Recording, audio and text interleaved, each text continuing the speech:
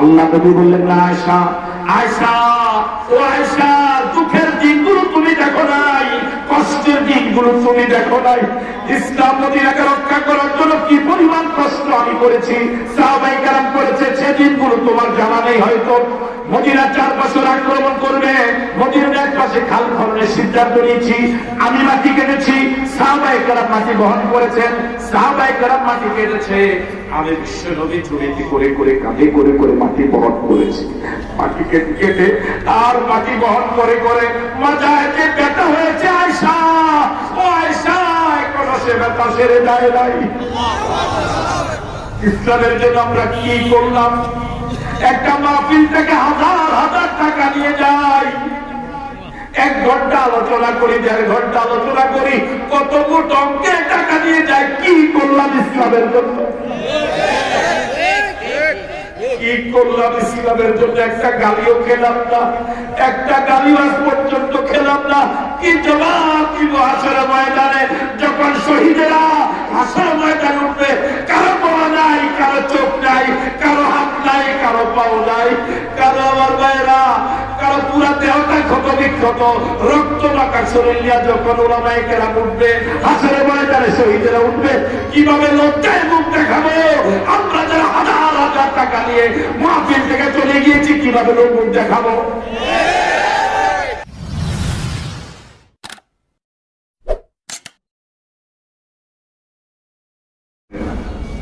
আসসালামু আলাইকুম ওয়া রাহমাতুল্লাহি ওয়া বারাকাতুহু।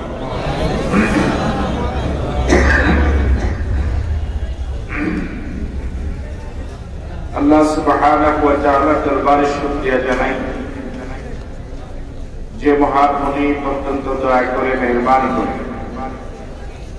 সৃষ্টির সেরা জীব আশরাফুল মাখলুকাত হিসেবে সৃষ্টি করে কালিমা পড়ার সুযোগ দিয়ে শ্রেষ্ঠ নবীর উম্মত হওয়ার তৌফিক দিয়ে নামাজি বান্দাদের অন্তর্ভুক্ত করে কোরআন মজিদ হাদিস শরীফ শোনার মতো রুচি দিয়ে আজকের সুন্দর আয়োজনে জান্নাতি পরিবেশে যে মহান মুনিব আমাদেরকে আসার, বসার, কথা বলার, কথা শোনার তৌফিক দিলেন, সে মুনিবের দরবারে মুনিবের শেখানো ভাষায় মুনিবের দেওয়া জবান ব্যবহার করে সকলে মিলে সমস্বরে পড়ছি আলহামদুলিল্লাহ। আজকের মাহফিলের উপস্থিতির সিংহভাগী যুবক, অবশ্য যুবকেরা এখনো কথা বলা শুরু করে, শুধু যুবকেরা বলো তো আলহামদুলিল্লাহ। আল্লাহ সুবহানাহু ওয়া তাআলা শুকরিয়া আদায় কর, বিশ্ব নবীর প্রতি প্রাণ ভরে আবেগ ভরা কণ্ঠে দরুদ পড়ি, যিনি আমাদের প্রিয় নবী, সর্বকালের সর্বযুগের সর্বশ্রেষ্ঠ নবী। সে নবীর প্রতি দরুদ পড়ছি, যার আগমনে বিশ্ববাসী ধন্য হবে, এ ধরা পরিপূর্ণ হল, পথ হারা মানুষগুলো সঠিক পথের দিশা পেল, জাহান্নামী মানুষগুলো দলে দলে জান্নাতি হল। সে নবীর প্রতি আমরা সকলে পড়ছি সাল্লাল্লাহু আলাইহি ওয়াসাল্লাম। শুহাদায়ে কেরামদের আত্মার মাগফিরাত কামনা করছি, দ্বীনের জন্য যারা জীবন দিলেন, মাজলুম হয়ে কবরে গেলেন, ফরিয়াদ করছি মুনিব তুমি তাদের সকলকে শহীদ হিসেবে কবুল করো।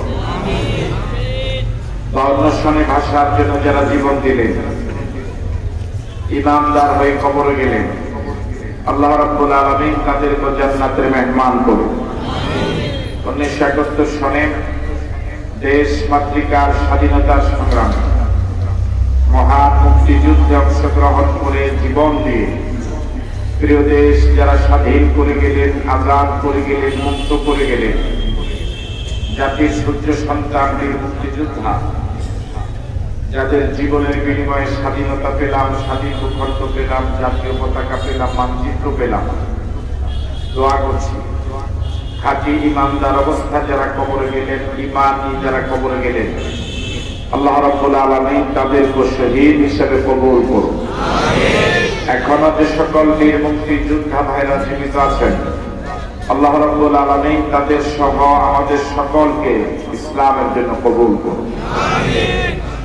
আপনাদের সকলকে আন্তরিক ধন্যবাদ এবং মোবারকবাদ জানিয়ে আমরা আলোচনা শুরু করছি ইনশাআল্লাহ বিতাওফিকিল্লাহ বিইজনিল্লাহ।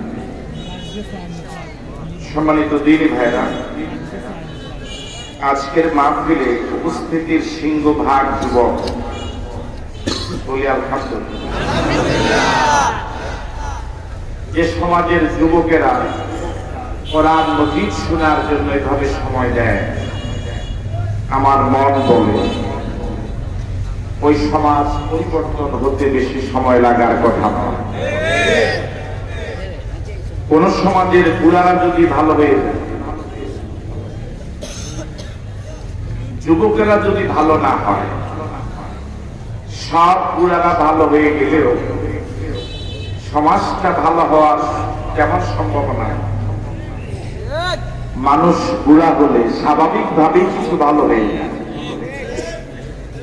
ওই সময় শারীরিক শক্তি থাকে না, যৌবন থাকে না, চাহিদা। কিন্তু যৌবনকালে অন্যায়ের প্রবণতা আছে, শক্তি আছে, যৌবন আছে। এই সময় অন্যায় না করে থাকা আর বুড়া বয়সে অন্যায় না করে থাকা, দুইটা কি এক? কোন এলাকার যুবকেরা যদি সব আল্লাহওয়ালা হয়ে যায়, অন্যায় বিরোধী হয়ে যায়, ওই এলাকায় ইবলিস ঢুকতে ঢুকতে চিন্তা করবে। আপনাকে আমার এই কথার সাথে একমত? বর্তমান পৃথিবীটা একটু কল্পনা করুন। আমার কাছে কেন যেন মনে হয় নীতি নৈতিকতা সার্বিক দিক বিবেচনায় বর্তমান পৃথিবীটা মনে হচ্ছে ধ্বংসের একদম তার প্রান্তে চলে গিয়েছে। এতটুকু বললেও অত্যুক্তি হবে না। ধ্বংসের তার প্রান্তে নয়, বরং ধ্বংসের মহাসাগরে হাবুডুবু খাচ্ছে। এই অবস্থা থেকে পৃথিবীবাসীকে আবার যদি জান্নাতের পথে, আল্লাহর পথে, অন্যায়মুক্ত সমাজ উপহার দেওয়ার যদি কোনো পরিকল্পনা থাকে, তাহলে অবশ্যই এই যুবকদেরকে আবার ঘুরে দাঁড়াতে হবে। আজকের এই ময়দানের যুবক যারা আছো, সিদ্ধান্তকে নিয়ে নেওয়া যায় যেভাবে সমাজ চলতে পারে না, আবার ঘুরে দাঁড়াতে হবে। আমরা কি সিদ্ধান্ত নিতে পারবো? কারা কারা পারবো? একটা হাতটাকে তুলে দেখানো যায়? আল্লাহ কবুল করে বলি আমিন। আরো জোরে সরে বলি আমিন। এদেশের প্রত্যেকটি গণতান্ত্রিক আন্দোলনে যুবকদের অবদান, ভাষা আন্দোলনে যারা জীবন দিয়েছেন সিন্ধুভাগী যুবক ছিলেন, স্বাধীনতা যুদ্ধে যারা নেতৃত্ব দিয়েছেন, জীবন দিয়েছেন, সিন্ধুভাগী যুবক ছিলেন। এখন তাফসীরুল কোরআন মাহফিলগুলোতে যুবকদের উচ্ছে পড়া ভিড়। এই জন্য আগামী সূর্য ফুকি ফুকি মারছে, এই অন্ধকার চিরদিন থাকবে না, আগামীকাল দিনের সূর্য উঠবে। সম্মানিত দিনী ভাইরা, রাসূল কারীম সাল্লাল্লাহু আলাইহি ওয়াসাল্লাম কালিমার দাওয়াত দেওয়ার সূচনা লগ্নে রাসূলের দাওয়াত যারা কবুল করেছিলেন সকলেই যুবক ছিলেন, যারা বিরোধিতা করেছিলেন সকলেই বুড়া ছিলেন। আবু জেহেল, আবু লাহাব 40-এর উপরে বয়স ছিল, আর যারা কালিমা পড়ে শুরুতে সহযোগিতা করেছিলেন সকলের বয়স 40-এর নিচে।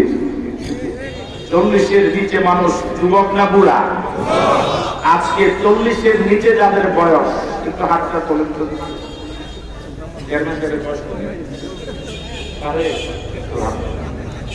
দেখেন তো সিংহভাগ যুবক না? আল্লাহ কবুল করে বলি আমিন। আরো জোরে বলি আমিন। রাসূল কারীম সাল্লাল্লাহু আলাইহি ওয়াসাল্লাম যুবকদেরকে সম্মান করতেন। এখন সমাজ যুবকদেরকে বুকে টানতে আমার ভাইয়েরা প্রচন্ড কৃপণতা করে। যুবকদেরকে সম্মান করি না, এই জন্য যুবকেরা বেপরোয়া হয়ে গেল। কোন কোন সমাজের যুবকেরা এত নিচে নেমেছে, ইবলিসরা তো নিচে নামতে পারে না, যুবকেরা যে পরিমাণ নিচে নেমে গিয়েছে। আস্তে বল মায়েরা, খুব আস্তে আস্তে।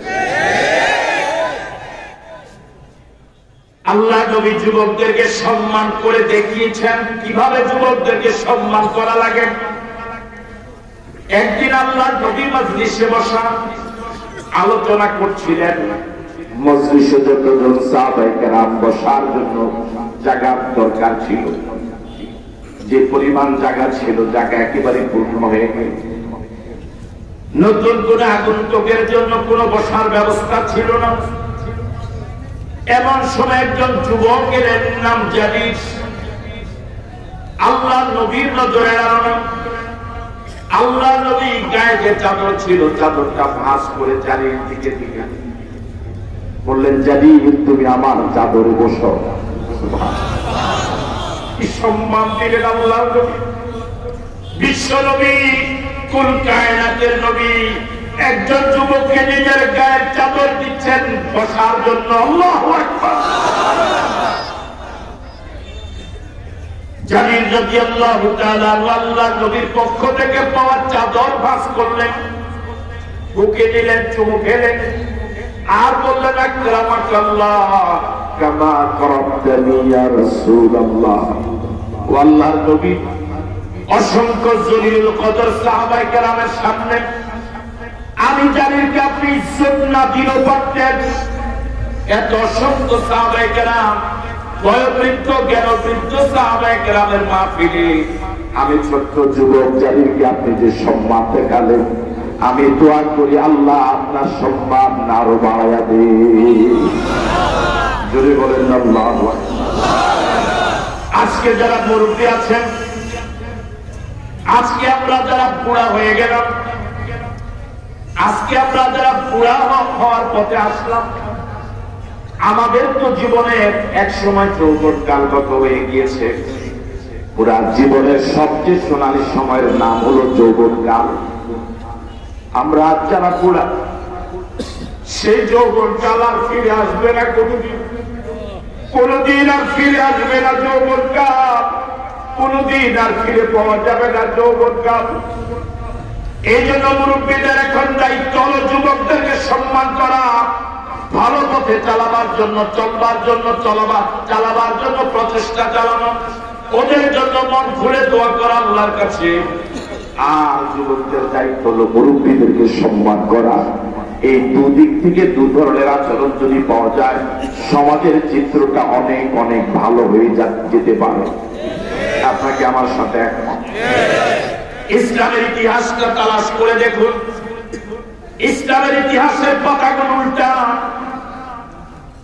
বুড়ারা যারা, তারা আমার ভাইয়েরা, আমরা এখন যারা বুড়া, কয়জন রক্ত দিয়েছি, কয়জন ইসলামের জন্য মার খেয়েছি, সারা পৃথিবীতে ইসলামের জন্য এখনো যারা জীবন দেয়, এখনো যারা রক্ত দেয়, এখনো যারা স্যাক্রিফাইস করে, সিংহভাগ যুবক, সিংহভাগ যুবক। কথা বলে ঠিক নয়? ইসলামের ইতিহাসের পাতাগুলো উল্টান। প্রতি পরতে পরতে শুধু যুবকদের রক্ত, শুধু যুবকদের রক্ত। ইসলামের প্রথম জিহাদ বদর, এমন কঠিন যুদ্ধ ইসলামের ইতিহাসে শুধু নয়, পৃথিবীর ইতিহাসে আর যায় নাই। বাবা লড়েছে ছেলের বিরুদ্ধে, ছেলে লড়েছে বাবার বিরুদ্ধে। যুদ্ধ শেষে ছেলেও বাড়ি আসলো, বাবাও বাড়ি আসলো। বাবা বলেছে, ছেলে, বদরের মাঠে বহুবার আমি তোমাকে আমার তলোয়ারের নাগালে পেয়েছিলাম, ইচ্ছে করলে বদরের মাঠে তোমাকে আমি হত্যা করে ফেলতে পারতাম, কিন্তু হত্যা করিনি, প্রচন্ড মায় লেগেছে। ছেলে বলেছে, আব্বা, আপনি বলেছেন বদরের মাঠে আমাকে বহুবার দেখেছেন, তলোয়ারের নাগালে পেয়েছিলেন, মারেন নাই মায়ের কারণে। আল্লাহর কসম করি বলি, আল্লাহর কসম করি বলি, বদরের মাঠে আমি আপনাকে একবারের জন্য দেখি নাই। আমি যদি আপনাকে দেখতাম, আল্লাহর কসম আমি আপনাকে ছেড়ে দিতাম না।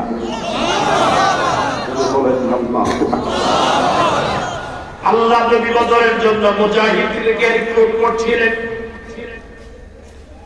সাহাবায়ে কেরামের সংখ্যা অনেক কম, অস্ত্র তেমন নাই, প্রশিক্ষণ নাই। এক অসম যুদ্ধে লিপ্ত হলেন সাহাবায়ে কেরাম। মাঝ এবং মুআব্বাস দু ভাই যুবক মানুষ। আল্লাহ নবী যুদ্ধে যাওয়ার জন্য একটা পরিমাপ নির্ধারণ করলেন। বর্তমানে তো পৃথিবীতে নিয়মিত সেনাবাহিনী যে সকল দেশে আছে, যুদ্ধে যাওয়ার জন্য সেনাবাহিনীতে যোগ দেওয়ার জন্য একটা উচ্চতার মাপ আছে না নাই? আজ থেকে ১,৫০০ বছর আগে আল্লাহ নবী আবিষ্কার করেছিলেন। মাঝ এবং আব্বাস নির্ধারিত পরিমাপ আসছিলেন না। কতটুকু বুঝ হয়েছে যুবক মাঝ এবং আব্বাসের পরিমাপে যদি আসতে না পারি, বদরের মাঠে যেতে পারবো না, আল্লাহ তার জীবনটা আল্লাহ রাস্তায় খরচ করতে পারবো না। এই জন্য পরিমাপে আসার জন্য দুবাই আমার ভাইয়েরা পায়ের নিচে উঁচা ইট দিলেন। সুবহানাল্লাহ। কি হবে? জীবন দেওয়ার জন্য কি হবে? আল্লাহ রাস্তায় জীবন দেওয়ার জন্য কি হবে? জীবনটা আল্লাহকে দিয়ে দেওয়ার জন্য পাগল ছিলেন। আল্লাহ নবীর নজরে এড়ালো না। আল্লাহ নবী সর্বশেষ সিদ্ধান্ত জানালেন, দুজনকে নেওয়া যাবে না, একজনকে দিতে হবে। তোমাদের দুজনের মাঝে একজনকে কিভাবে বাছাই করব? এই জন্য পরীক্ষা হলো মল্ল যুদ্ধ লাগা লাগবে। দু ভাই মল্ল যুদ্ধে লিপ্ত হওয়ার পর যে ভাই বিজয়ী হবে তাকে নেওয়া হবে। মল্ল যুদ্ধ শুরু হওয়ার আগে ছোট ভাই বড় ভাইয়ের কানে কানে গিয়ে বলল, ভাই আপনি আমার থেকে বয়সে অনেক বড়, শক্তি আপনার অনেক বেশি, আমি আপনার সাথে চলমান মল্ল যুদ্ধে পারবো না। যদি না পারি বদরের মাঠে যেতে পারবো না। আল্লাহ দেওয়া জীবনটা, আল্লাহ রাস্তা দেওয়ার যে প্রথম বাজার, ওই বাজারে আল্লাহকে জীবনটা দিতে পারবো না। ভাই মেহেরবানি করে আপনার প্রতি আমার অনুরোধ, একটা বারের জন্য হলেও আপনি আমাকে একটু সুযোগ করে দিয়েন, যাতে করে আমি আপনার উপর বিজয় হয়ে যেতে পারি। আশা করা যায় আল্লাহ নবী আমাদের দোনো ভাইকে বদরে যাওয়ার অনুমতি দিয়ে দিবেন। মল্লযুদ্ধ শুরু হয়ে গেল। বড় ভাই কথা রাখলেন, ছোট ভাইকে একবার সুযোগ দিয়ে দিলেন। ছোট ভাই সেই সুযোগটা কাজে লাগালো। আল্লাহ নবী দুজন যুবককে বদরের মাঠে যাওয়ার অনুমতি দিয়ে দিলেন। ছোট্ট একটা মাঠ, প্রচন্ড যুদ্ধ চলছিল। নিরস্ত্র ৩১৩ জনের দিকে, ওদের মোকাবেলা পৃথিবীর সুপার পাওয়ার যারা, তাদের বিরুদ্ধে নিরস্ত্র মাত্র ৩১৩ জন। পরিমাপে না আসার কারণে যুদ্ধে যেতে পারছিলেন না। প্রথম বয়োবৃদ্ধ সাহাবী আব্দুর রহমান ইবনে আওফের কাছে গিয়ে বলেন, চাচা, আবু জেহেলের নাম জীবনে বহুবার শুনেছি, কখনো দেখি নাই। আমাদের প্রিয় নবীকে যে প্রচন্ড কষ্ট দিয়েছে সারাটা জীবন, একটা বার সে আবু জেহেলটাকে একটু দেখায় দেন। আল্লাহু আকবার। আব্দুর রহমান ইবনে আওফ প্রচন্ড অবাক হলেন। ছোট্ট দুইটা ছেলে, যুবক মানুষ, তৎকালীন পৃথিবীর সুপার পাওয়ার আবু জেহেলের নাম শুনছে যাচ্ছে। ঘটনাটা অবাক হওয়ার মতোই। তিনি কিছুটা স্বাভাবিক হয়ে চিন্তা করতে, একটু দেখিয়ে দেই না যুবকরা করে গিয়ে একটু দেখি। আল্লাহ। আব্দুর রহমান ইবনে আওফ বলেন, আমি স্বাভাবিক হয়ে দেখিয়ে দিলাম। ওই যে চলমান যুদ্ধ, ওই যুদ্ধে যার মাথাটা লম্বা তার নাম আবু জেহেল।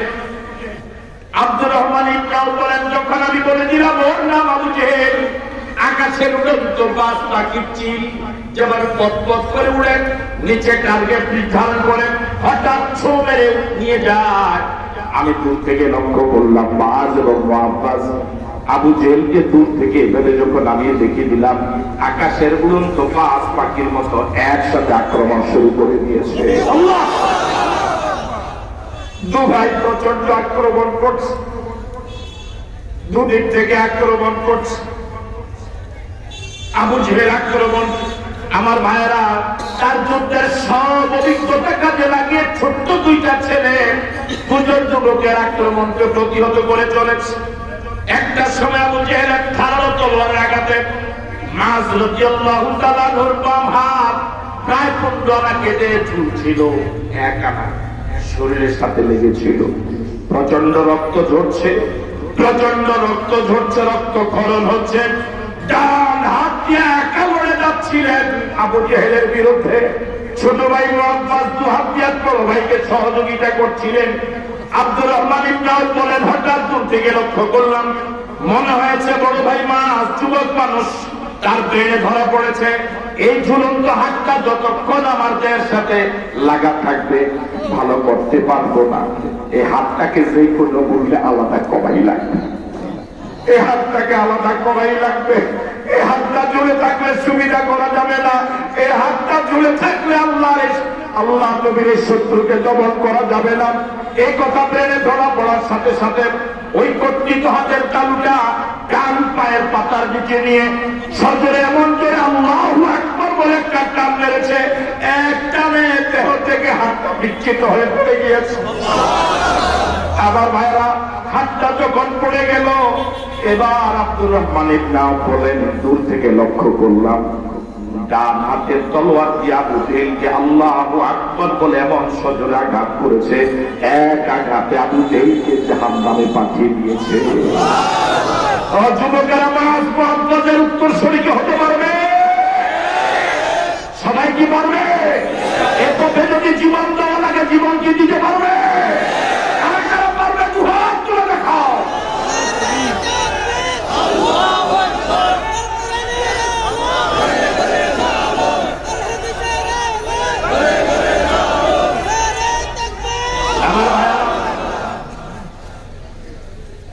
যুদ্ধে ডাক এলো, একজন যুবকের সেনাপতি হিসেবে, মাত্র বিয়ে করেছেন, এখনো বাসর হয় না।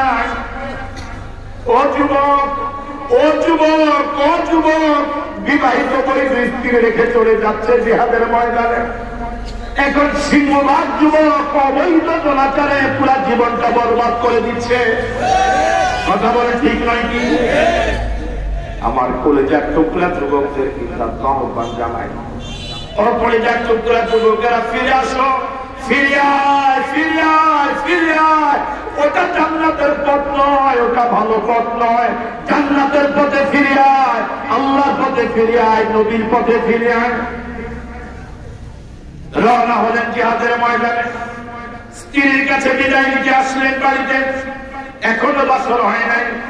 স্ত্রীকে তিনিও দেখেন নাই, স্ত্রীও তাকে দেখে নাই। ঘরের বাইরে থেকে বললেন, আল্লাহ নবী আমাকে সেনাপতি হিসেবে নাম ঘোষণা করেছে, আমি চলে যাচ্ছি। তোমার কোন হক আমি আদায় করতে পারি নাই, তোমার কোন হক আমি আদায় করতে পারি নাই।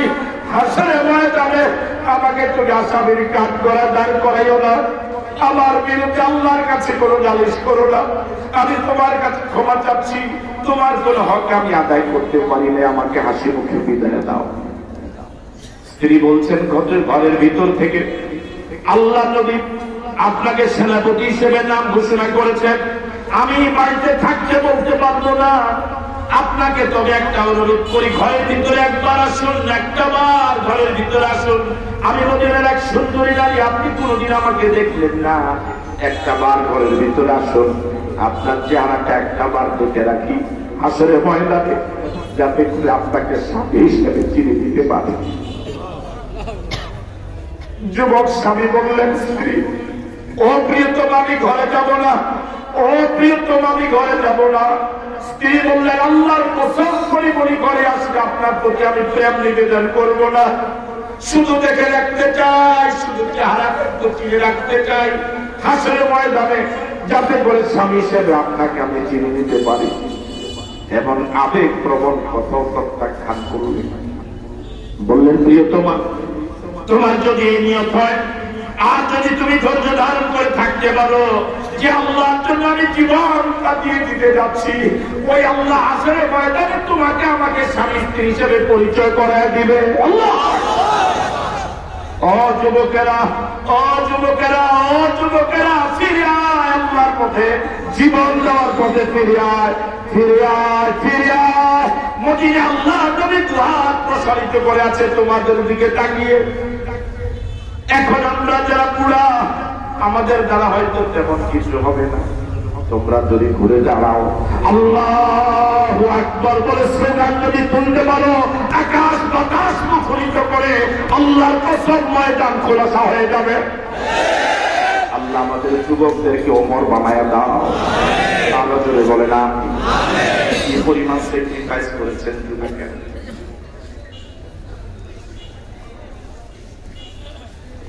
হযরত আব্দুল্লাহ জুলওয়াতালাই মাঠে আছেন। কালিমা পড়ার আগে যার নাম ছিল আব্দুল ইসলাম, ছোটবেলায় বাবা মারা গেল, মায়ের অন্য জায়গায় বিয়ে হলো পরপুরুষের কাছে। মায়ের যে জায়গায় বিয়ে হলো ওই স্বামী এই আব্দুল উজ্জাকে রিসিভ করে না। কিছুদিন মা লালন পালন করেছিলেন, কিন্তু বাবা অত্যাচারের কারণে পাও পাচ্ছে। মা বললেন, বাবা রে তোকে আর আমি আমার বাড়িতে রাখতে পারছি না, চলে যাও পৈতৃক সম্পদের চাচার কাছে। আব্দুল উজ্জা চলে গেলেন। চাচা ঘর দিলেন, বাড়ি দিলেন, জায়গা দিলেন, জমিন দিলেন, ওট ভাড়া খোলা দিলেন। ধীরে ধীরে আব্দুল উজ্জা যুবক হলেন, পরিণত বয়স হল। এমন সময় আব্দুল উজ্জা আল্লাহ নবীর আগমনের সংবাদ পেলেন, কালিমার দাওয়াত কানে আসে। মনে মনে সিদ্ধান্ত নিয়েছেন কালিমা রিসিভ করবেন। তবে আশা করছিলেন আগে চাচা কালিমা পড়ুক, এরপর আমি কালিমা পড়ব। অনেকদিন অপেক্ষা করলেন, কিন্তু চাচা কালিমা পড়ার মতো কোন আলামত চাচার ভিতরে লক্ষ্য করলেন না। এবার তিনি সিদ্ধান্ত নিলেন চাচা হয়তো কালিমা পড়বেই না, আমাকে তো কালিমা পড়তেই হবে। চাচাকে সাহস করে গিয়ে বললেন, চাচা আব্দুল্লাহর তিন ছেলে মুহাম্মদ নিজেকে নবী বলে দাবি করে, এই ব্যাপারে আপনার অভিমত কি? চাচা বললেন, আমারও তাই মনে হয়।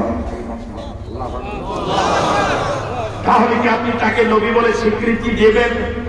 চাচা বললেন না। আব্দুল উজ্জা বললেন, কেন দিবেন না? তাকে নবী বলে মানেন, কিন্তু স্বীকৃতি দিবেন না কেন? চাচা বললেন, দেখো আমি এলাকার চেয়ারম্যান, এলাকার মেম্বার, আমি অনেক টাকার মালিক, অনেক সম্পদের মালিক। আমি যদি আব্দুল্লাহর একটি ছেলে মুহাম্মদকে নবী বলে স্বীকৃতি দেই, যার ক্ষমতা নাই, টাকা নাই, দাপট নাই, কর্মী বাহিনী নাই, হুঙ্কার নাই, এমন একটা নিরীহ মানুষকে যদি আমি নবী বলে মেনে নেই, এলাকায় আমার একটা ইজ্জত আছে, এটা থাকবে না। কাউকে নাউজুবিল্লাহ বললেন, জোরে বলে না নাউজুবিল্লাহ। এই জাতীয় চরিত্রের লোক কি এখনো আছে? জোরে বলেন আছে। ওরা নিশ্চিত জানে এই ইসলামী আন্দোলন হক, এই একামতের দিন হক, এটা মনে প্রাণে স্বীকার করে বিশ্বাস করে, কিন্তু ঘোষণা করে না। কথা বলা ঠিক নাকি? আমার ভাইরা বিশ্বাস করে না, নাই করে। এরকম অনেক দামি মানুষ সমাজে আছে, নিজেকে অনেক দামি মনে করে, আলেমদের সাথে মুসাফা করতেও রাজি হয় না। আলেমদের পাশে বসতে মনে করে আমার তেজ চলে যাচ্ছে। এরকম লোক বিধর্মী না মুসলমানও আছে। এরকম কি মুসলমান সমাজে আছে? আমার ভাইরা অন্য একজন হ্যান্ডসাম,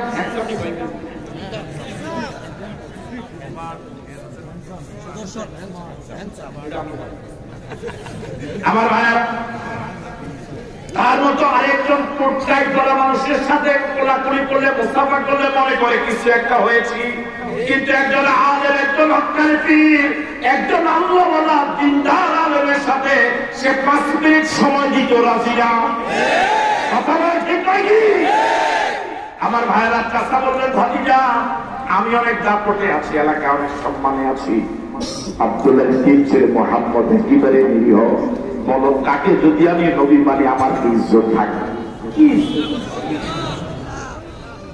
ভাতিজা বললেন, চাচা শুনুন, যেই মুহাম্মদকে আব্দুল্লাহর তিন ছেলে মুহাম্মদকে আপনি মনে মনে নবী মেনে নিয়েছেন, ঘোষণা দিচ্ছেন না সমাজের ভয়ে, আমি ওই আব্দুল্লাহর তিন ছেলে মুহাম্মদকে আপনার সামনে নবী বলে ঘোষণা দিচ্ছি। আশহাদু আল্লা ইলাহা ইল্লাল্লাহ ওয়া আশহাদু আন্না মুহাম্মাদান আবদুহু ওয়া রাসূলুহু। আমি সাক্ষ্য দিচ্ছি আল্লাহ ছাড়া কোনো ইলাহ নাই, কোন মাবুদ নাই, কোন আইনদাতা নাই, কোন বিধানদাতা নাই। আমি আর সাক্ষ্য দিচ্ছি মুহাম্মদ আল্লাহর বান্দা, আল্লাহর রাসূল। আল্লাহু আকবার। চাচার সামনে কালেমার ঘোষণা দিলেন। চাচা বলছে, ভাতিজা ও যুবকেরা, যুবকেরা কি পরিমাণ স্যাক্রিফাইস করেছে একটু শোনো। চাচা বলছে, ভাতিজা কালেমা পড়ার পরিণতি কি তুমি জানো? ভাতিজা বললেন, না সেটা তো আমি জানি না। চাচা বললেন, তুমি যে ওর ধারা ঘোড়াগুলো চালাও, যেগুলো তুমি রাখালগিরি করো, ওগুলো আমার দেওয়া ওর ধারা ঘোড়াগুলো ছেড়ে দিতে হবে।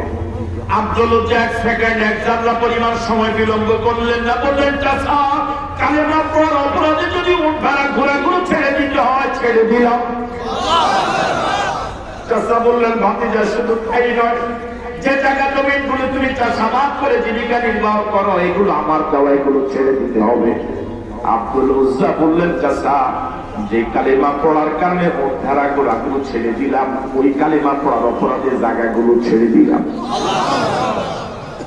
চাচা বলছে, ভাতিজা শুধু তাই নয়, তুমি যে ঘরে থাকো ওই ঘরটা আমার দেওয়া ঘরটা ছেড়ে দেওয়া লাগবে। ভাতিজা আব্দুল উজ্জা এক জানলা পরিমাণ সময় বিলম্ব করেন নাই, সাথে সাথে বললেন, চাচা ঘরটাও ছেড়ে দিলাম। এবার চাচা বলছে, ভাতিজা শুধু তাই নয়, তোমার পরনে যে লুঙ্গিটা আছে, গায়ে যে জামাটা আছে, তোমার গায়ে যে পোশাক, ওটা আমার কেনা, আমার টাকার কেনা। মুহাম্মদকে নবী মানার কারণে এই জামা কাপড় গুলো খুলে আমার বাড়িতে উলঙ্গ হয়ে বের হওয়া লাগবে। আগের 3টা প্রস্তাব মানতে গিয়ে ভাতিজা আব্দুল উজ্জা কিন্তু পরিমাণ বিলম্ব করে নাই, সাথে সাথে ছেড়ে দিয়েছে। কিন্তু চতুর্থ প্রস্তাবটা মানতে গিয়ে আকাশ যেন মাথায় ভেঙে পড়েছে। যুবক মানুষ কল্পনা করছে কিভাবে উলঙ্গ হয়ে এ বাড়ি থেকে বের হব। মানুষ তাকিয়ে থাকবে, কি লজ্জাটা না পাবো, যাবো কোথায়। কিছু সময় বিলম্ব করলেন, এরপরে সিদ্ধান্ত নিলেন, আমি পোশাক ছেড়ে দেব, ঈমান ছাড়বো না। আল্লাহু আকবার। চাচার সামনে ঘোষণা করলেন, চাচা যে কালেমা পড়ার কারণে আপনার দেওয়া মুদ্রা ঘোড়া ঘর জায়গা জমিগুলো ছেড়ে দিতে আপনি বাধ্য করেছেন, আপনার সামনে আমি ওই কালেমা পড়ার কারণে আপনার দেওয়া জামা কাপড় গুলো খুলে উলঙ্গ হয়ে গেলাম। ও যুবকেরা, এমন কালেমা তো আমরা পড়েছি, এমন কালেমা তো তোমরা পড়েছ, এমন কালেমা পড়ার অপরাধ আজ পর্যন্ত একটা ধমকও কারো কাছ থেকে খাই নাই, একটা গালিও খাই নাই। কি স্যাক্রিফাইস ইসলামের জন্য আমার আর তোমার ওই যুবক পরনের কাপড় টানতে পারে নাই। আল্লাহু আকবার।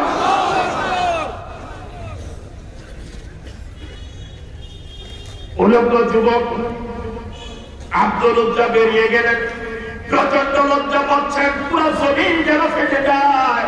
আব্দুল উজ্জা মাটির ভিতরে ঢুকে যায়, চলে গেলেন মায়ের কাছে। মা পরপুরুষের ঘর, মাকে মা বলে ডাক দিলে, মা মা মা বলে ডাক দিলে। মা ঘর থেকে বের হয়ে নিজের নারী ছেড়া সন্তান এই দুরবস্থা দেখে মা চিৎকার করে উঠলেন, বাবা তোমার এই দুরবস্থা উপহার পাওয়া চাদর।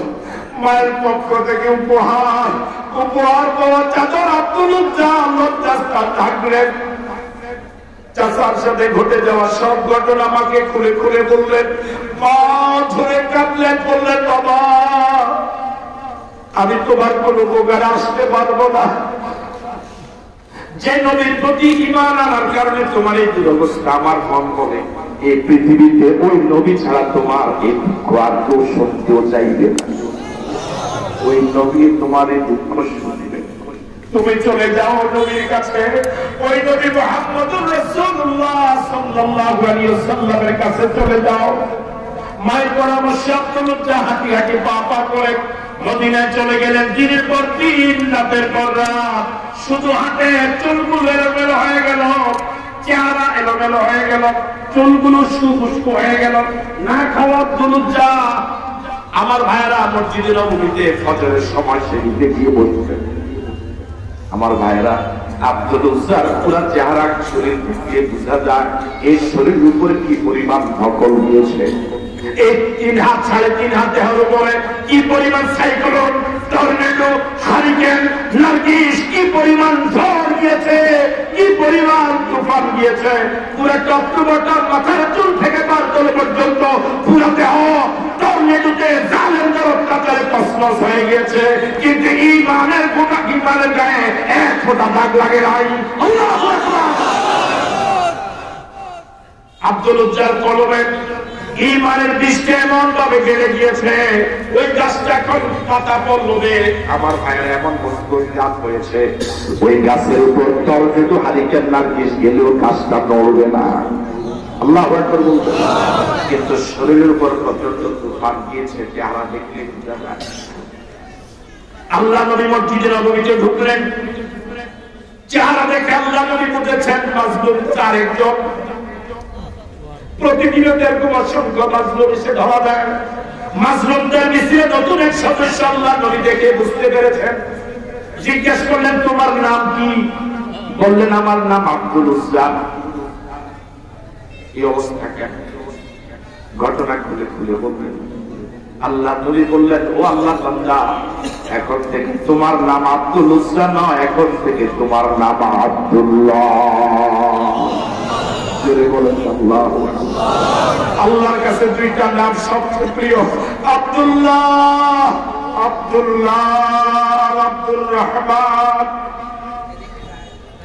নামাজ শেষে আহলে সুফফা সাহাবায়ে কেরামদেরকে ডাকলেন, যারা মসজিদে নববীতে গিয়েছিলেন হজের সফরে। নিশ্চয় খেয়াল থাকার কথা, রাসূলের রওজার অপোজিটে মসজিদে নববীর এক কোণায় স্টেজের মধ্যে একটু উঁচা জায়গা, এই স্টেজ থেকে কয়েক ফুট বড় হবে। এটাই ছিল আমার ভাইয়ের, আমার সহায় করি সাহাবায়ে কেরামের প্রতিষ্ঠিত মাদ্রাসা।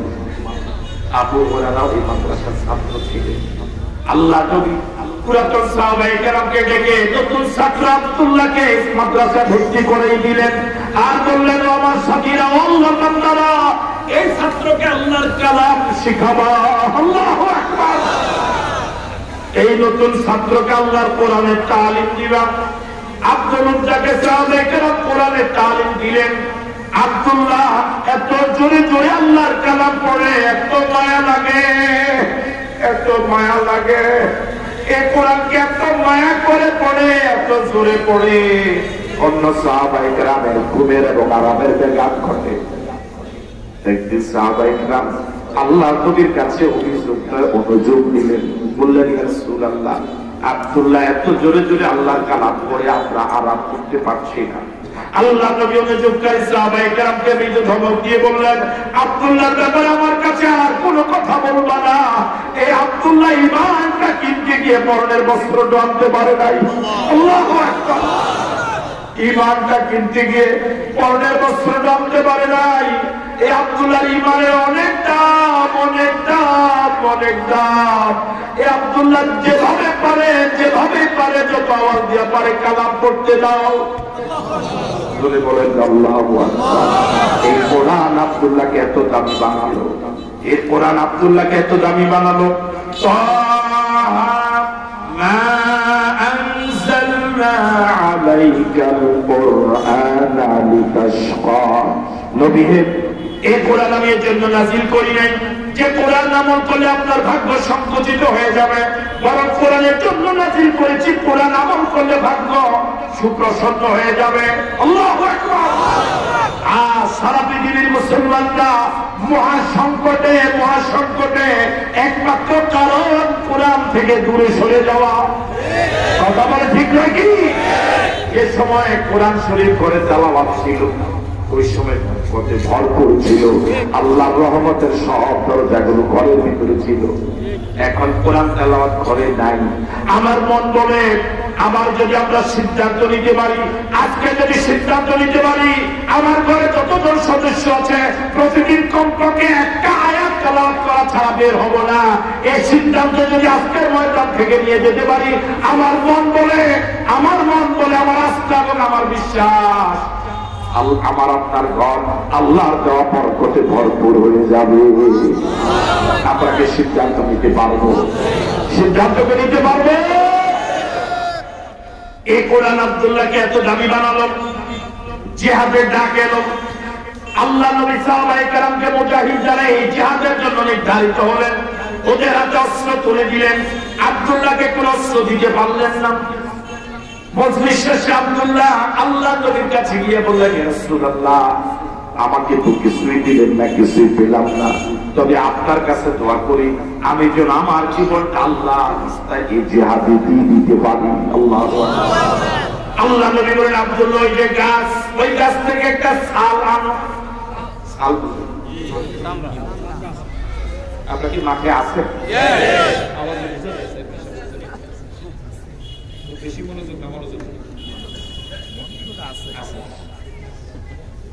আমার ভাইয়েরা, আব্দুল্লাহ ছাল আনলেন। আল্লাহ নবী আব্দুল্লাহর হাতে ওই ছালটা বেঁধে দিয়ে বলেন, আল্লাহ আমি আব্দুল্লাহ রক্তকে কাফেরদের জন্য হারাম ঘোষণা করে দিলাম। আল্লাহু আকবার। আব্দুল্লাহ কেঁদে যান, যা চোখের পানি ছেড়ে দিয়ে আব্দুল্লাহ করছেন, ইয়া রাসূলুল্লাহ আমি চাইলাম কি আর আপনি করলেন কি?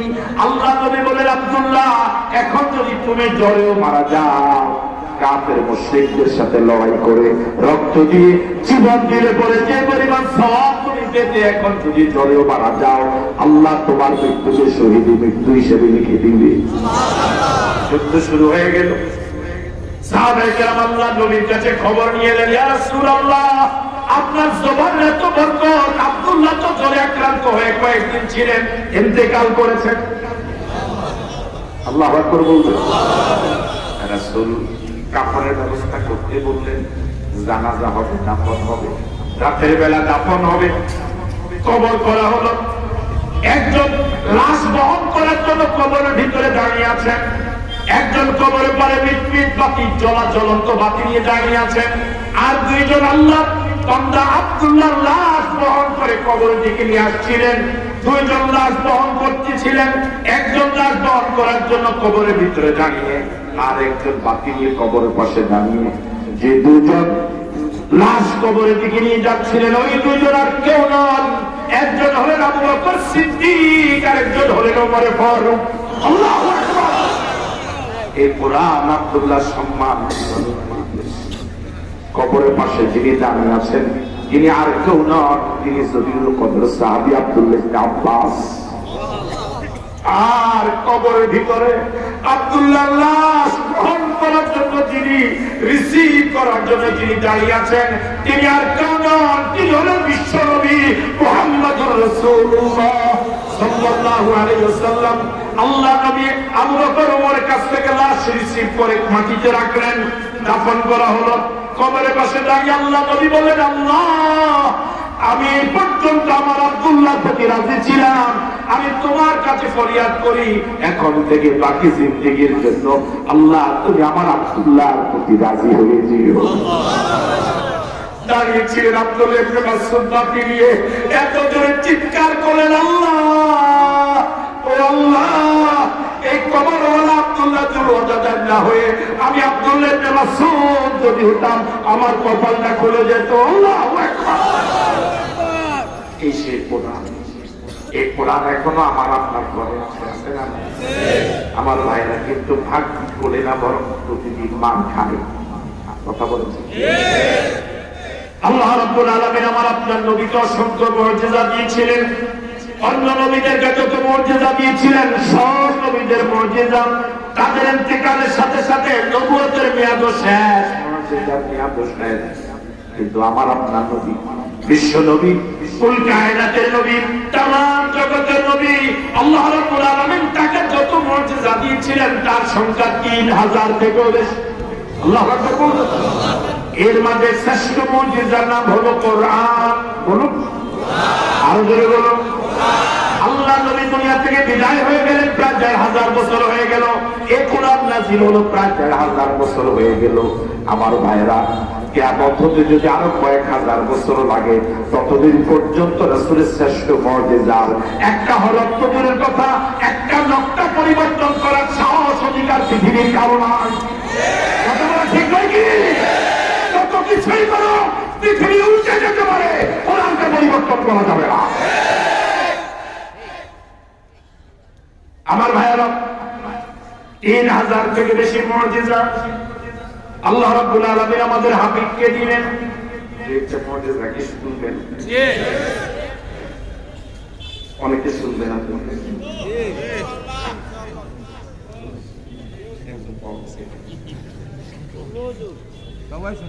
জিহাদ, আল্লাহ নবী জিহাদে গেলেন।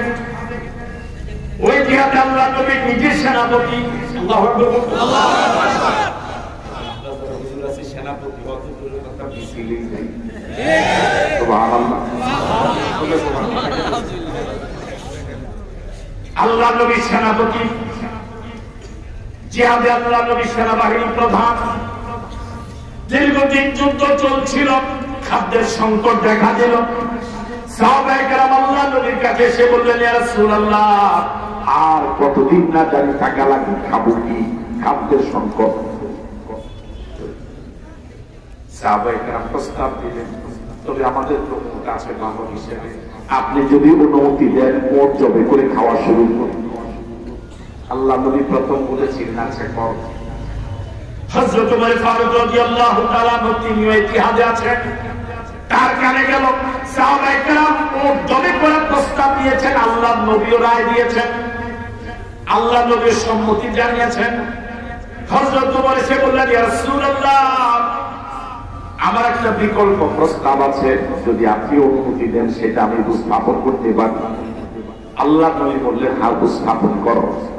হযরত ওমর বললেন, সাহাবায়ে কেরাম যদি উটগুলো জবে করে খাওয়া শুরু করে দেয়, এই ময়দানে চলমান জিহাদ আর কতদিন থাকা লাগবে কারো জানা নাই। বাহনগুলো যদি সব শেষ হয়ে যায়, আমরা যাব কিভাবে? আল্লাহু আকবার। মাঠে আছেন আপনারা? রাসূল বললেন, তাহলে কি করা যায়? এবার ওমর বললেন, একটা কাজ কি করা যায়? সে কাজটা হলো, প্রত্যেকের কাছে যে খাদ্যদ্রব্য জমা ছিল, শেষ হয়ে যাওয়ার পরেও কিছু না কিছু আছে, কথা বলে না, একটা বিস্কিট হলেও আছে, এক মুঠ চিনা হলেও আছে।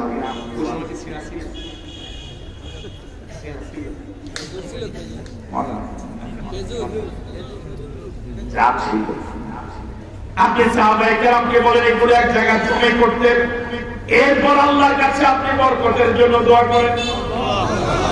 আল্লাহু আকবার বলুন। আমার ভাইরা, আল্লাহ নবী বলেন, হ্যাঁ এলান করে দাও। এলান করে দেওয়া হলো। সাহাবায়ে কেরাম যার কাছে যা ছিল, কারো কাছে একটা খেজুর, কারো কাছে দুইটা খেজুর, কারো কাছে একটা বিস্কিট, যা ছিল সব দস্তরখানে জমা করা হলো। সব জমা করার পর সামান্য এক অল্প একটু হলো। আল্লাহ নবী দোয়া করলেন, আল্লাহ, ও আল্লাহ, ওরা আমাদেরকে মারবে, তুমিও যদি না খাওয়া আমারও যাবো কই। আল্লাহ, তুমি বরকত দিয়া দাও, তুমি বরকত দিয়া দাও, তুমি বরকত দিয়া দাও। আল্লাহ নবী দোয়া করে শেষ করার সাথে সাথে সাহাবায়ে কেরামকে বললেন, তোমাদের কাছে যত পাত্র আছে খাদ্যদ্রব্য নেওয়ার জন্য, বহন করার জন্য, খাদ্যদ্রব্য ভর্তি করার জন্য যত পাত্র আছে, সব পাত্র ভর্তি করে খাদ্যদ্রব্য নিয়ে যাও। আর আসতে বলেন, আল্লাহু আকবার। কারো কাছে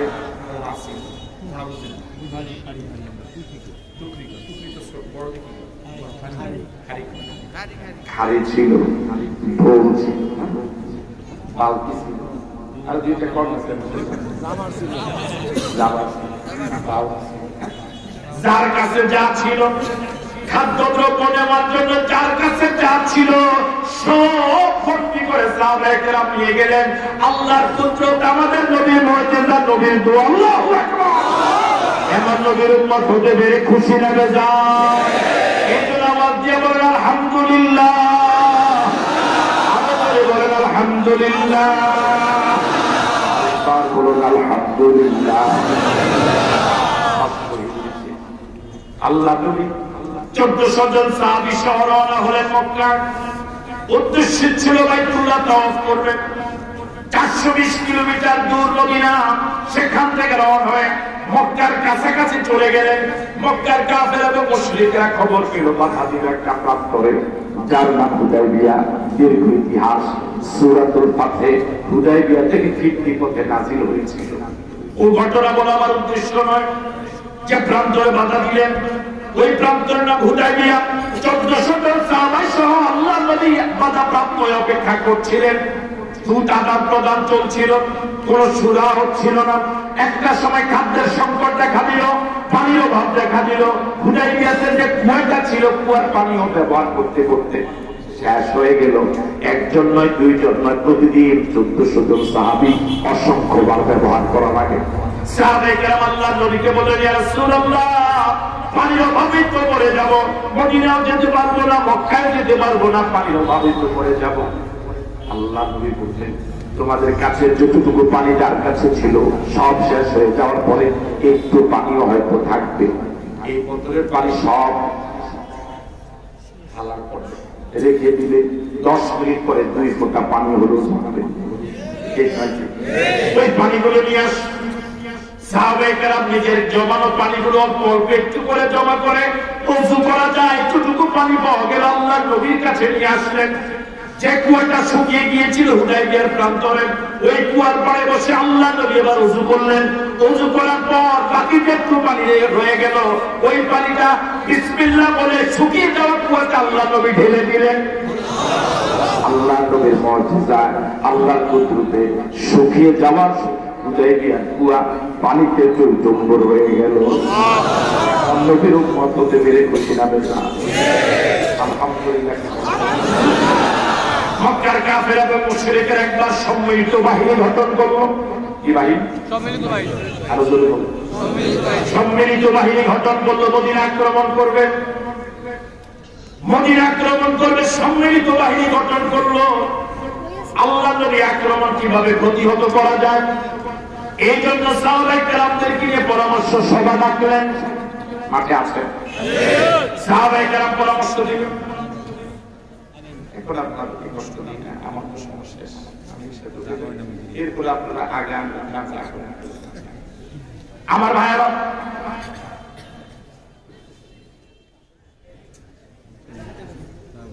সাহাবায়ে কেরামদেরকে নিয়ে পরামর্শ সভা ডাকলেন। সাহাবায়ে কেরাম বিভিন্ন আঙ্গিকে পরামর্শ দিলেন। এই মজলিসে বৃদ্ধ, কেন বৃদ্ধ, অভিজ্ঞ যিনি ছিলেন তিনি হলেন সালমান। ভাই বলো, পারস্য এলাকায় মুরব্বীরা তো একটু কথা বলছে, তো ভাব নিয়ে বলে না কথা। আগে তো দেশের ত্যাগ দরকার মুরব্বীরা, এখন করে কাজ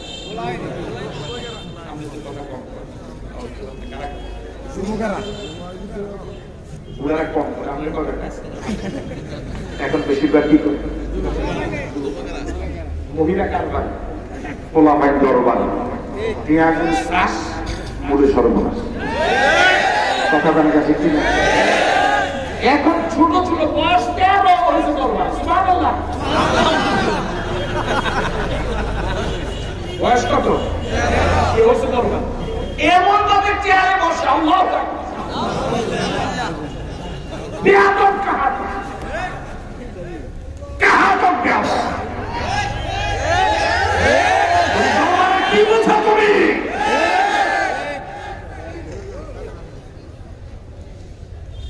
এই তো বেশি দিন আগেও মুরব্বীদের সামনে ছিলেন, তো বসতো ঠিক নয় কি? এখন তারা আরো দুর্গতি আছে, যুবকেরা ঘুরে দাও, না হোক কপালে আরো দুর্গতি আছে। আমার ভাইয়েরা, সালমান ফারসি রাদিয়াল্লাহু তাআলা বললেন, ইয়া রাসূলুল্লাহ, এবার মক্কার কাফের এবং মুশরিকরা মদিনা আক্রমণ করার যে পরিকল্পনা নিয়েছে, আমার মন বলে এবার আক্রমণটা সহজ আক্রমণ হবে না, এবার সাহসী আক্রমণ হবে, সুপরিকল্পিত আক্রমণ হবে। আমার মন বলে এই আক্রমণ থেকে মদিনা নামক রাষ্ট্রকে যদি হেফাজত করতে হয়, মদিনার 3 পাশে বিশাল বিশাল পাহাড়, ওদের ঠোঁটে যত জোর কোমরে তত জোর নাই, ওদের ফোঁটায় যত জোর মাজায় তত জোর নাই, ঠোঁটে যত জোর হাঁটুতে তত জোর নাই। মদিনার 3 পাশে যে বিশাল পাহাড়, গর্জিতকে খোদা প্রদত্ত খোদাদার যে প্রাচীর, ওটা ডিঙ্গিয়ে ওঠার মতো মাথায় শক্তি নাই, ওদের হাঁটুতে সে বল, ওদের যত জোর সব থাকে কথা বলে না, ওদের যত জোর এমন আওয়াজ,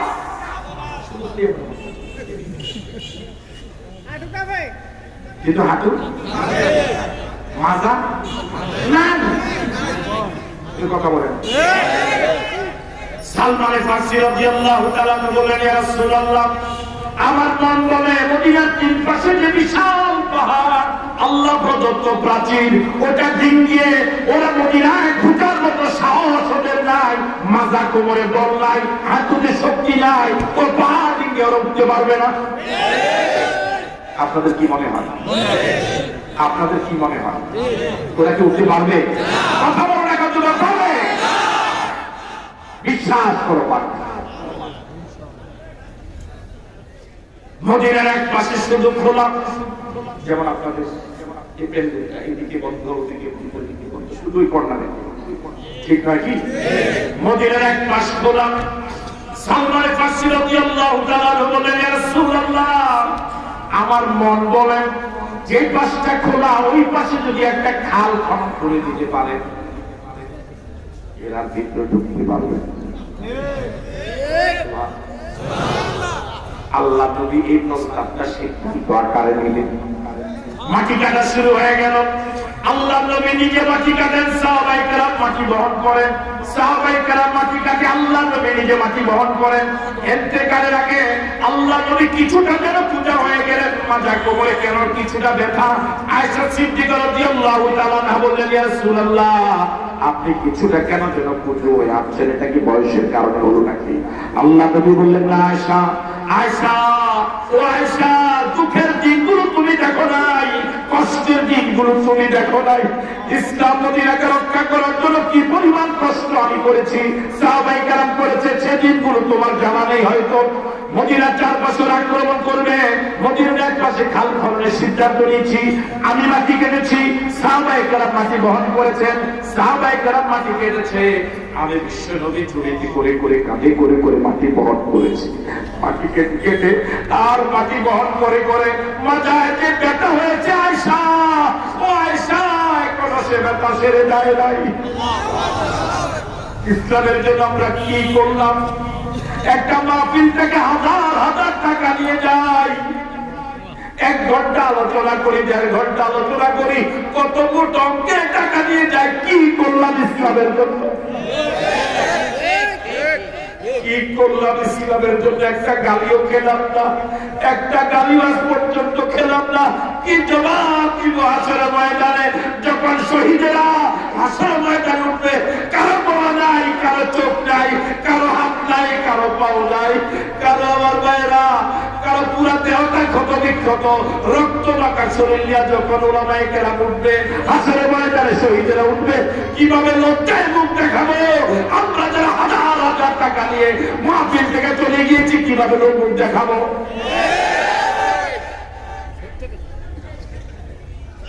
আমার ভাই, আমার আপনার মতো ওনাদের তো শখ ছিল দুনিয়াতে একটু স্ত্রী নিয়ে, ছেলে মেয়ে নিয়ে একটু আনন্দের সময় কাটাবে, এই আশা তো আমরা দেখছি, তা ছিল না। সব রাত্রে আছে, পায়ের নিচে গিয়েছে, আল্লাহ দেওয়া জীবনটা আল্লাহর জন্য দেওয়ার জন্য পাগল হয়ে গেছে।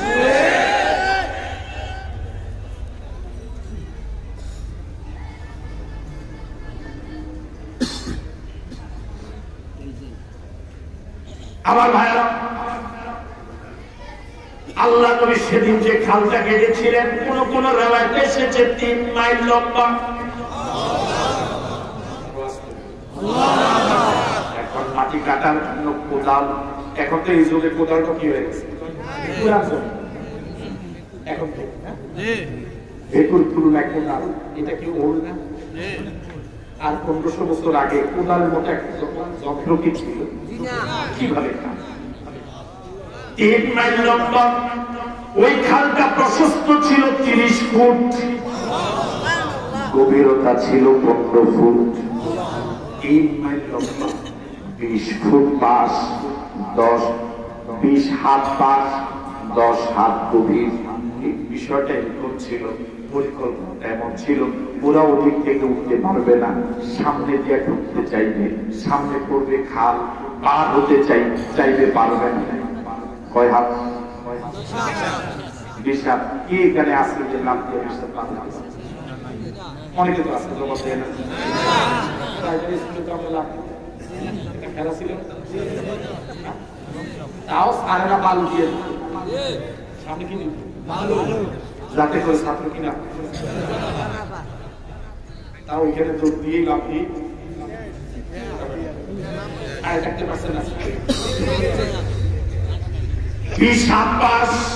লাভ দিতে চাইলে পার হতে পারবে না, পড়বে কোথায়? 10 হাত গভীর উঠতেও পারবে না। এই অবস্থা দেখে আগে যার হাঁটু কাঁপা ছিল, মাথায় ব্যথা ছিল, ওরা কয়েকদিন পর্যন্ত এখানে থেকে সাহস পায় নাই। আল্লাহ রাব্বুল আলামিন এমন ঠান্ডা বাতাস দিলেন, একেবারে কাবু হয়ে গেল। শেষ পর্যন্ত কানে ধরে উপোস করে বলল, চল দেখে যাই। আল্লাহর আল্লাহর মুখে দা, আল্লাহর মুখে দা। যুদ্ধ একটা কৌশল মাত্র, যুদ্ধ একটা কৌশল মাত্র। একবার যদি আল্লাহু আকবার বলা যায়, এই হাঁটু কাঁপা লোকেরা ময়দানে আর থাকবে না। কথা বলে ঠিক নাকি? লোকেরা পারবে হুঙ্কার দিতে, পারবে জুহাদ করে দেখাও।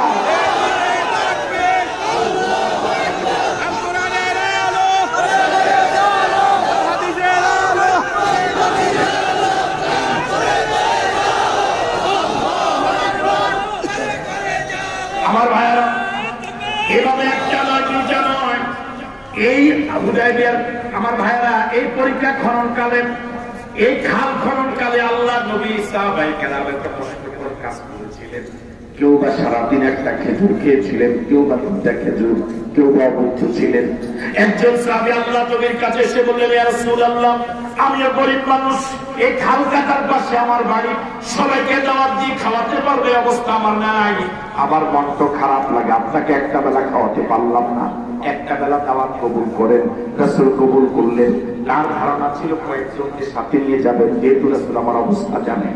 আল্লাহ নবী দাওয়াত কবুল করেন, সিদ্ধান্ত দিলেন যে পাতিলে রান্না করা হবে, পাতিলে ঢাকনাটা খুলবে না, আমি এসে প্রথম খুলবো। নির্ধারিত সময় আল্লাহ নবী রওনা হলেন। ওই দিন মাটি কাটার কাজে যত সাহাবায়ে কেরাম উপস্থিত ছিলেন, শত শত সাহাবায়ে কেরাম, আল্লাহ নবী একজন তো বাদ দেয় নাই, সব সাহাবায়ে কেরামকে নিয়ে মেজবানের বাড়িতে হাজির। আল্লাহু আকবার। এখন আমরা বুঝলে আমাদেরকে যখন দাওয়াত দেন, আমরা কি সবাই নিয়ে দাওয়াতে যাই? বরং ওরা কথা বলে, হ্যাঁ, যে ওনাকে দাওয়াত দিল, যে হুজুর 10 জন, কয়জন আছেন আপনারা? রাগ করতেছেন? ওনাকে দাওয়াত দিল, দেননি মাঝে মাঝে, হ্যাঁ, এই 2021 সালে শুরু করেন। তো উনি কিছু ওনাকে 10 জন উনি ওই ভালো এটা কি ভালো সংগ্রহ, আমি ওইখান থেকে তালাশ করে করে তালাশ করে কেন, কিন্তু ওনার মসজিদের পাশে 1 মিনিট লাগে এর পরে। সুবহানাল্লাহ, কথাই সত্য। অথচ টুপির সাথে টুপি মিললেন, এর পাশেই ওর বাড়ি। লিস্টের ভিতরে নামেন,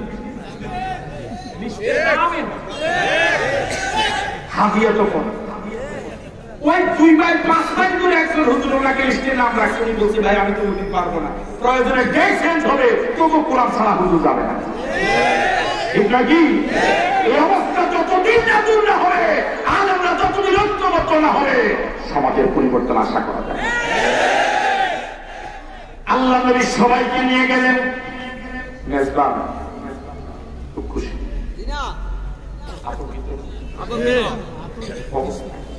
চিন্তিত না। আল্লাহ নবী বললেন, ভয় পেও না, রান্না কি রেডি? মেজবান বললেন, হ্যাঁ। আল্লাহ নবী বললেন, যেভাবে রাখতে বলেছি এভাবে কি রেখেছ? বললেন, হ্যাঁ। নিয়ে আস। আল্লাহ নবী বিসমিল্লাহ বলে বন্টন করা শুরু করলেন। বিশ্ব নবী, কুল কায়নাতের নবী, तमाम জগতের নবী, আল্লাহর পরে যার মর্যাদা, तमाम জগতের উপরে যার মর্যাদা, আল্লাহর নবী নিজ হাতে বন্টন করে সাহাবায়ে কেরামকে খাওয়ায়। এই পর্যন্ত একজন বিশ্বাসের কাছ থেকে এই আদর্শ পাওয়া গেছে আমার কাছ থেকে। আমরা সকলে নবীর আশিক, নবীর সুন্নতের ওয়াজ করি। লাকাদ কানা লাকুম ফি রাসূলিল্লাহি উসওয়াতুন হাসানা, লাকাদ কানা লাকুম ফি রাসূলিল্লাহি উসওয়াতুন হাসানা। কোন নেতার নয়, কোন নেত্রী নয়, পৃথিবীর সব মানুষের জন্য একমাত্র উত্তম আদর্শ, অনুকরণীয় আদর্শ মুহাম্মদুর রাসূলুল্লাহ সাল্লাল্লাহু আলাইহি ওয়াসাল্লাম। রাসূল বিসমিল্লাহ বলে বর্ণনা করা শুরু করলেন। অসংখ্য ভক্ত সাহাবায়ে কেরাম যারা দুদিনের না খাওয়া, কেউ একদিন না খাওয়া, এই জাতীয় অসংখ্য সাহাবায়ে কেরামকে রাসূলের মুজিজা আল্লাহর কুদরতে এই অল্প কয়েকজনের পাক দিয়া সকলকে খাওয়ানো সম্ভব হয়েছে। এমন নবীর উম্মত হতে পেরে খুশি না বেজান? আরো জোরে বলে খুশি না বেজান? এই জন্য বলেন আলহামদুলিল্লাহ, আবার বলেন আলহামদুলিল্লাহ, আরেকবার বলেন আলহামদুলিল্লাহ। এবারে একটা না দুইটা না, রাসূলের জীবনে 3000 থেকে বেশি মুজিজা। এর মাঝে শ্রেষ্ঠ মুজিজার নাম কি? আরো জোরে বলেন। এই কোরআন কি আগের মতো এখনো আছে? এই কোরআন এত দামি কালাম, এই কোরআনের সাথে যার মহব্বত হবে, যার সম্পর্ক হবে, তার সম্মান মর্যাদা কোরআনের মতো হয়ে যাবে। ব্যাখ্যা না করে শুধু সংক্ষেপে বলি, যদি সঠিক হয় জবাব দিবেন উচ্চ আওয়াজে। এই কোরআন মজিদের সাথে যে কাপড়ের সম্পর্ক, যার নাম গেলাম, কোরআন শরীফের যেমন মর্যাদা, কোরআনকে মানুষ যেভাবে সম্মান করে, গেলামকেও মানুষ সেভাবে সম্মান করে। কথা বলে ঠিক নয়? কোরআন মজিদে ভুলে পাও লাগলো চুমু খায়, ওই গেলামটা তো ভুলে পাও লাগলো বুকে নেয়। ওই গেলামটা কি কোরআন? কথা বলো।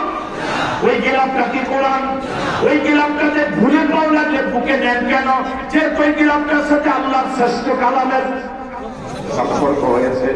একটা কম দামা কাপড় এই দামি কিতাবের সাথে লাগলে যদি এত দামি হয়, আশরাফুল মাখলুকাত মানুষ, আশরাফুল মাখলুকাত মানুষ, মানুষ যদি কোরআনকে মহব্বত করে, কোরআনকে জড়িয়ে ধরে, কোরআন আমল করে, কোরআনের রাজ কায়েমের জন্য চেষ্টা করে, এই মানুষের সম্মান ফেরেশতা বলে বেড়ে যাবে। ঠিক নয় কি আমার ভাইরা? এই কোরআন শরীফের সাথে যে কাফের সম্পর্ক, যার নাম রেহান, এটা পৃথিবীর সবচেয়ে দামি কাজ। আমরা সকলে বলি আলহামদুলিল্লাহ, আরো জোরে বলি আলহামদুলিল্লাহ। আজকের মাহফিলে তো প্রধান মেহমান, দেশ পরের মাহফিলে দিন বন্ধুগণ ডক্টর আবুল কালাম আজাদ বাশার এসেছেন। আমরা সকলে বলি আলহামদুলিল্লাহ, আরো জোরে বলি আলহামদুলিল্লাহ।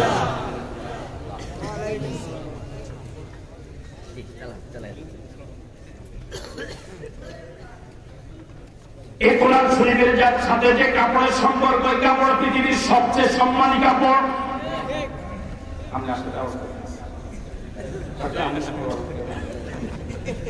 এই কোরআন মজিদের সাথে যে কাঠের সম্পর্ক, কাঠ পৃথিবীর সবচেয়ে সম্মানী কাঠ। এই কোরআন মজিদকে মাসে নাজিল হলো সবচেয়ে দামি মাস। এই কোরআন মজিদকে রাতে নাজিল হলো সবচেয়ে দামি রাত। এই কোরআন শরীফ যে পাহাড়ে নাজিল হলো সবচেয়ে দামি পাহাড়। এই কোরআন মজিদ যে গুহায় নাজিল হলো সবচেয়ে দামি গুহা। এই কোরআন শরীফ যে ফেরেশতার মাধ্যমে নাজিল হলো সবচেয়ে দামি ফেরেশতা। এই কোরআন শরীফ যে উম্মতের উপর নাজিল হলো সবচেয়ে দামি উম্মত। এই কোরআন মজিদ যে নবীর উপর নাজিল হলো সবচেয়ে দামি নবী। আল্লাহু আকবার। আমার ভাইরা, এই কোরআন মজিদ যে ব্যক্তির ভিতরে ঢুকবে, ওই ব্যক্তি সবচেয়ে দামি মানুষ। قال رسول الله صلى الله عليه وسلم خيركم من تعلم القرآن وعلمه। তোমাদের মধ্যে সবচেয়ে দামি মানুষ যে আল্লাহর কালাম কোরআন শরীফ নিজে পড়ে অন্যকে পড়ায়। মেম্বারের নির্বাচনে দাঁড়ালে কেউ যদি তাকে ভোট নাও দেয়, এর দাম আল্লাহর কাছে অনেক বেশি। কথা বলা ঠিক নাকি? আরে সবগুলো দামি, শুধু এক জায়গাতে যাও, সেটা হলে কোরআন শরীফ দিয়ে যদি কোন সমাজ চলে, কোন দেশ চলে, কোন রাষ্ট্র চলে, ওই রাষ্ট্রটা সবচেয়ে খারাপ রাষ্ট্র। আমরা একমত হয়ে যাই।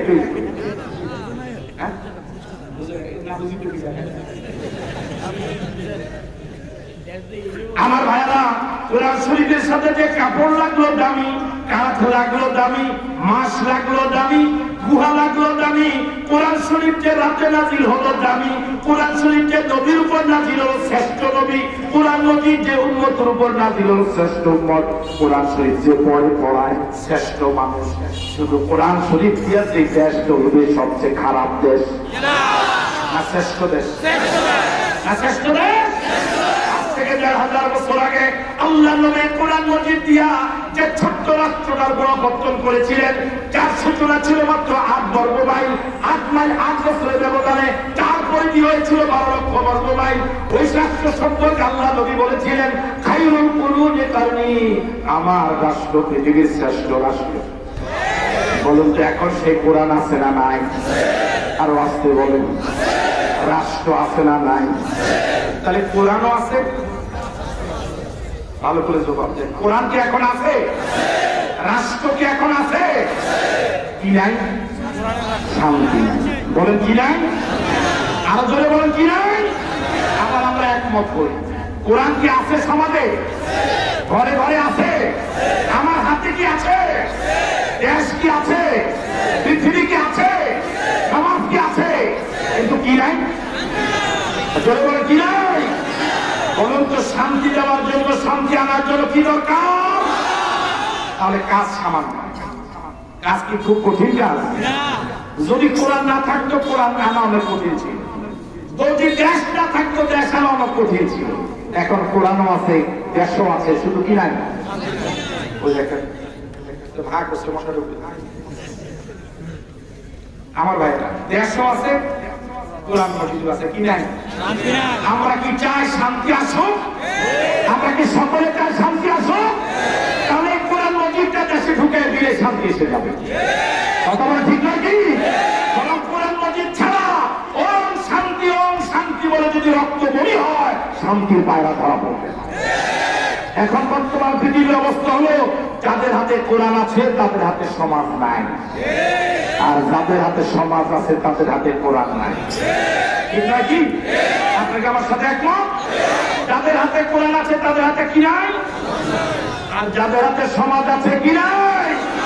সুতরাং যাদের হাতে কোরআন আছে, সমাজটা যদি তাদের হাতে তুলে নেওয়া যায়, আল্লাহর কসম জান্নাতে আবহাওয়া বিরাজ করবে। আমরা কি চাই জমিন কোরআন দিয়ে চলো?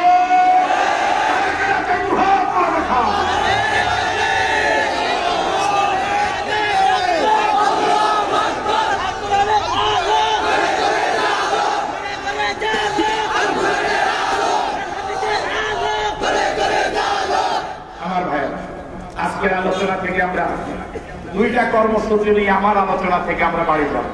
কয়টা? কয়টা? এক, যে কোরআন থেকে আমরা দূরে সরে গিয়েছি। এখানে এরকম অনেক আল্লাহর বান্দা আছেন গত 1 বছরে একটা আয়াতও পড়েন না। কথা বলেন আছে না নাই? আজকে থেকে সিদ্ধান্ত নেব, কোরআন যদি তেলাওয়াত করতে না জানি, কোরআন তেলাওয়াত শিখবো, প্রতিদিন কমপক্ষে একটা আয়াত করে তেলাওয়াত করব। এই কর্মসূচি কি নেওয়া যায়? নেওয়া যায়? সকলে হাত তুলে গুনাহগার হবেন না। আজকের এই হাজার হাজার জনতা থেকে যে কয়েকজন আল্লাহর বান্দা এই সিদ্ধান্ত নিতে পারবো, আল্লাহকে হাজির নাজির জেনে, যে আজকে থেকে আমি প্রতিদিন কমপক্ষে একটা আয়াত তেলাওয়াত করবো, তার হাত তুলবেন। সকলে হাত তুলে গুনাহগার হবেন না। হাত তুলেছেন? আল্লাহ। দ্বিতীয়ত, সমাজও আছে, কোরআনও আছে, শুধু কি নাই? এই শান্তিটা নেওয়ার জন্য যারা সমাজটাকে কোরআন দিতে চায়, হয় আমি তাদের একজন হয়ে যাব, না হয় অন্তত তাদেরকে সমর্থন করব, দোয়া করব যে আল্লাহ ওরা কোরআনের রাজ কায়েম করতে চায়, আল্লাহ তুমি তাদেরকে বিজয় দাও। এতটুকু সমর্থন কি করা যাবে? করা যাবে? করা যাবে? আল্লাহ তৌফিক দান করে বলি আমি।